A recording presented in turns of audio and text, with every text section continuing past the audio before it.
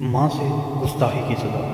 اگر لکھنے والا کوئی عام آدمی ہوتا اور کتاب غیر معروف ہوتی تو معاملہ کچھ اور ہوتا، مگر یہاں لکھنے والے امام بخاری رحمۃ اللہ، جن کی کتاب صحیح بخاری کو قرآن کریم کے بعد صحیح ترین کتاب ہونے کا شرف حاصل ہے، اور جو دنیا اسلام کی مشہور و معروف شخصیت ہیں، اور کتاب بھی انہی کی لکھی ہوئی الادب المفروض ہے، جس سے ہر ذی علم بخوبی واقف ہے۔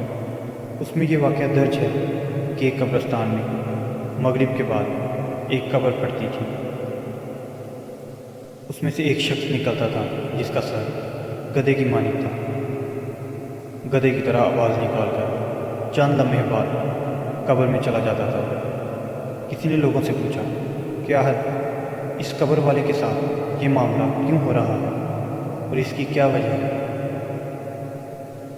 بتانے والے نے بتایا کہ یہ آدمی شراب پیتا تھا۔ جب اس کی ماں ڈانٹتی تو کہتا، کیوں گدھے کی طرح ڈانٹتی ہو؟